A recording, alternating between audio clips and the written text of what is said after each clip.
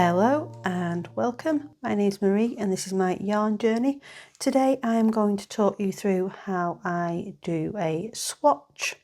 So I'm about to start a new pattern. Mine is the Lyra Blouse and the gauge for that pattern is 21 stitches. So I want to do a swatch. I've got my yarn here ready. This is a Zakami yarn. Turkish Delight is the colourway, and it is a alpaca silk wool blend, I think. I can't remember off the top of my head, but I've got my yarn ready that I want to use for the pattern, hopefully, if I can get gauge. And I've also got this gauge ruler, which I absolutely love, this wooden gauge ruler. I just find this very easy the easiest way, because it is so sturdy, made of wood, to read my gauge. And then I've got my needles. Now I use a Chalgu circulars, and that's what I'll be using for the swatch. I'm quite a tight knitter, so generally I do have to go up a needle size, but when a pattern calls for a 4mm needle, which is what I've got on here, I often need a larger size.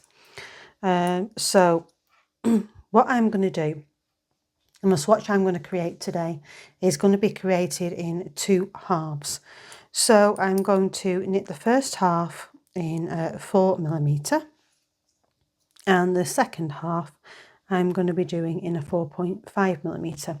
And the reason that I want to do that is if I don't get the 21 stitch gauge required in the pattern, I will then consider which of those fabrics gives me the best one, the one I like the most, and that will determine then what needle size I will do.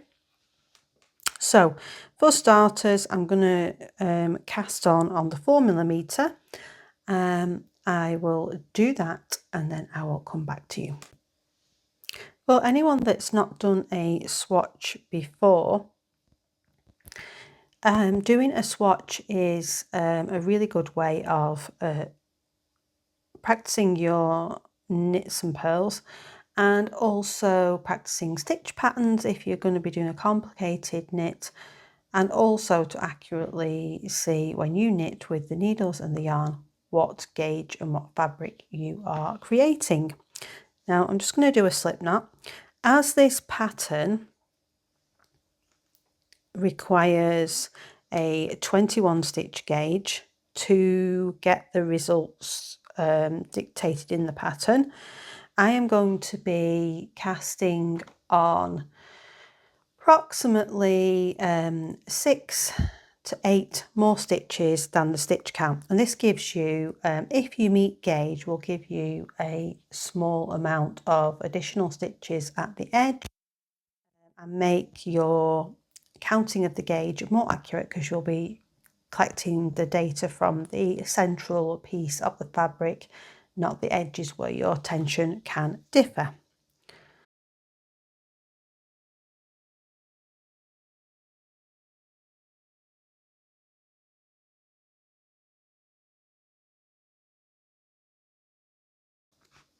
So here I have cast on 28 stitches, so I've just done a few extra. Gauge required 21. First row I always do a purl row.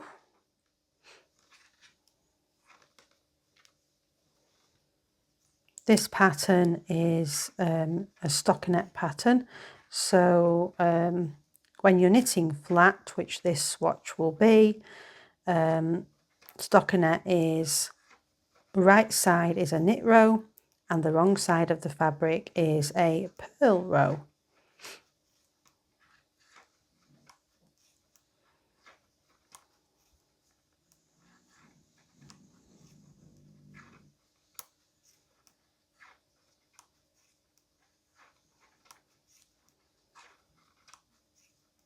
Sorry if you can hear the scraping of the wire on the desk.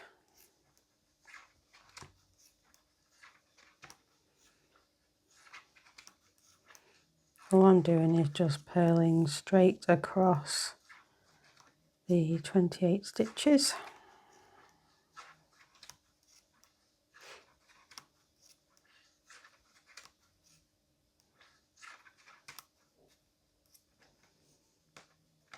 When you are knitting a swatch, you are looking to get as close as you can in the to the stitch count, the stitch gauge and the row gauge. The more accurate you are, the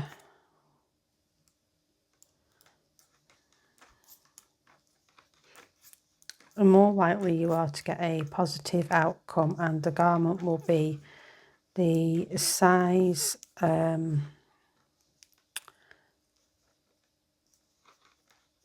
dictated in the pattern.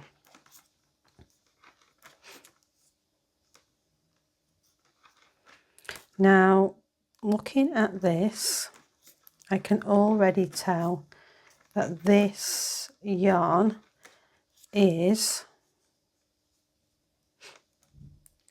going to be on these 4mm needles quite an open fabric. So when you're doing a swatch and you're trying to match a yarn to the pattern, you are wanting to create a fabric that you are happy with and that you'll want to wear. If it is too open or too dense, or it just doesn't look right,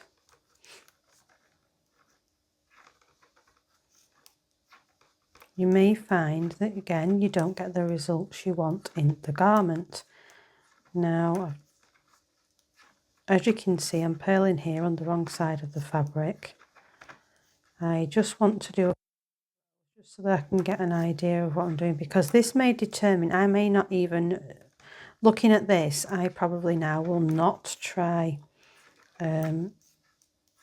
doing the swatch on, I'm going to try and show you now, so put the needle down. So I hope you can see here, but this is quite an open fabric. So I may have determined just by knitting these couple of rows that this is not going to be the fabric that I want for this garment. But what I'm going to do is I will do a few more rows because that's not enough to determine. Now this actual yarn is 50% baby alpaca, 25% linen and 25% silk. It doesn't give a needle size recommended on the actual band. I'm just going to do a few more rows now, and then I will come back and show you what I've got. And here we are. I have knit a few more rows. This is where swatching really is important. I have knit this up, and I can tell you now, I don't know if you can see, but this, for this yarn, this is way too open of a fabric for me. So I've now determined that even though I wanted to use this yarn for the Lyra blouse, the only way that I am going to be able to do that is if I hold it with something else, or I do it on a smaller needles. Now I'm just going to quickly, it's not swatch size, I can tell that straight away, but there's no point to knit a significant chunk before you can accurately check your gauge. But just out of interest, for the point of this video, I am going to check the gauge on this. if I can, because it's a very tiny piece of fabric. And I'll try and zoom in a little bit so that you can see more easily, or kind of see what I'm doing. It's very hard on a small piece of fabric.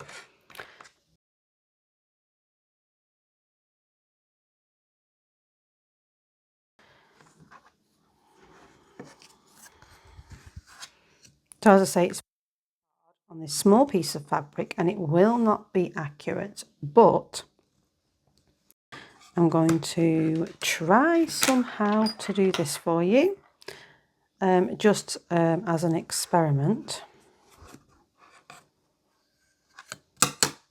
So it looks like we might be hopefully getting gauge, but again, I'm not happy with the fabric I've created here. It's not a fabric I would like in a garment, and so I will not be continuing with this one. This will be probably used for a different project. So what we're looking for when we're counting our gauge, and again, this is very, very tricky and a total guesstimate, but it's just to give you an idea, is, and this pale fabric makes it quite hard for you to see. Hopefully in the next swatch you'll be able to see it better. But we're looking for the V of a stitch, so it's like two little legs come down to a point, and then that is how we will count it. So each one of those V's that you can see just there, hopefully you can, is a stitch. So 1, 2, 3, 4, 5, 6, 7, 8, 9, 10, 11, 12, 13, 14, 15, 16, 18, 19, 20, 21, 22. My gauge is approximately 22 stitches, maybe 22 and a half. Now I need a 21 stitch gauge, which means to get that I would have to go probably up to the 4.5. And I know that I already don't like the fabric that I'm getting here. And there, if you can actually see the stitches a lot better here. And the V that we're looking for is those two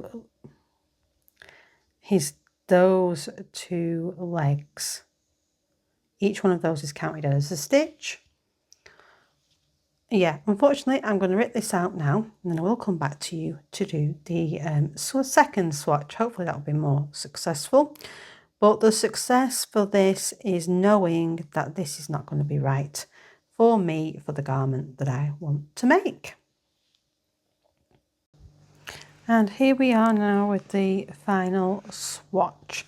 What I've done here with this swatch is, because I wasn't happy with the fabric of the first one, I dived into my stash and I've found another strand here, the cream one, and that is cashmere, 100% cashmere, so I thought it would work well with the fibre blends that are in the Turkish Delight, which is alpaca, silk and linen.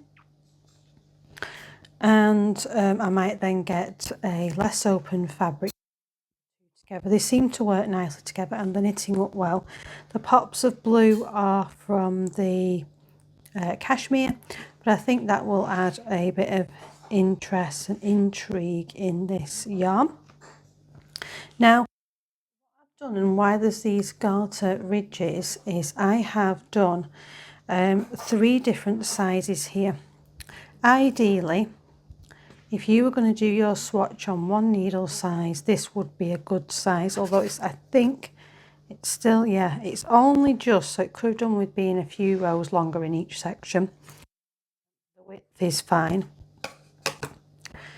because really you want your swatch to be 11 by 11 centimetres or 5 by 5 inches. Or approximately anyway. And so basically I have done 4.5mm here, 4mm here, and then a 3.75mm at the top. and that's to separate my sections out so I know which of these is knit on which needle size. And I just need to block it now. At the moment I'm getting the 21 stitch gauge required in this middle section here, and I think I'm quite happy with the fabric, although it is quite open. The Lyra Blouse is a light floaty garment, and then this top section here is done on a 3.75mm, and I'm getting 22 stitch gauge there. Now this fabric is likely to grow when I block it, so I'm going to block it, have a look, and do my gauge measurements again. But at the moment it looks as though it's going to either be on the 4mm or the 3.75 depending on growth. Here's the final swatch. It has been, it's still slightly damp, but as you can see the stitches have evened out and smoothened out lovely. Just as a reminder, this is the part done on 4.5mm, this one was done on 4 and this was 3.75. This section appears to be the one that I am hitting gauge on, but it's a little bit open for my liking. I've counted my gauge in the centre and I think it was 21 stitches, or at least it was almost at 21.